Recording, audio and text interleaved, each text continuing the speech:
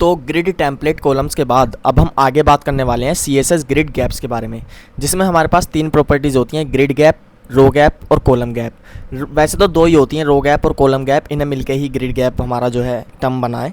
तो मैं आपको बताता हूँ कि CSS ग्रिड गैप्स क्या होते हैं। In CSS grid gaps define the spacing between grid tracks I between rows and columns without using margins on grid items. मैं आपको बताता हूँ कि इसका मतलब क्या है। ये जो हमारा पूरा का पूरा, मैं 4 और 5 को नीचे ले आता हूँ, वेट अ सेकेंड।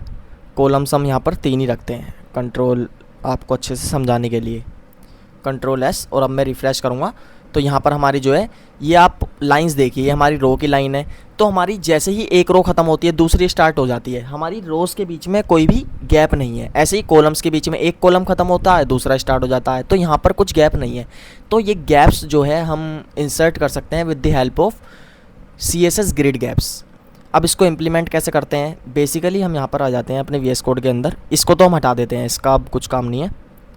और यहाँ पर हम क्या करेंगे, यहाँ पर हम लिखेंगे, हम रोज़ के बीच में जो है गैप क्रिएट करेंगे। लाइक हमें 10 पिक्सल का गैप चाहिए, कंट्रोल S, और अब मैं आउटपुट देखूँ, रिफ़्रेश करूँगा तो यहाँ पर हमारा रोज़ के बीच में जो आपको हाईलाइटेड पार्ट दिख रहा है वाला, ये हमारा गैप जो है क्रिएट हो गया है, इंसर्ट हो गया है 10 पिक्सल्स का। एक रो से दूसरी रो के बीच में हमारा 10 पिक्सल का गैप है। ऐसे इस वाली रो से इस वाली रो के बीच में हमारा 10 पिक्सल का गैप है।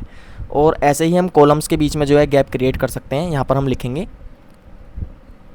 कॉलम गैप, और यहाँ पर 10 पिक्सल का गैप हम यहाँ पर भी दे देते हैं, control S।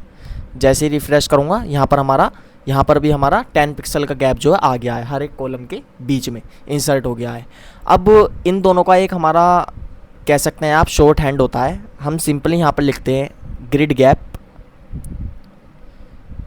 Grid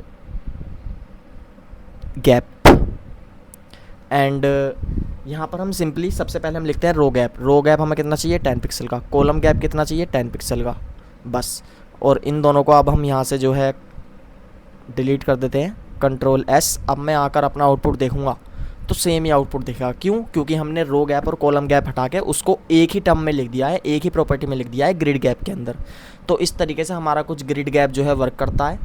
grid gap मैंने आपको अच्छे से समझा दिया है।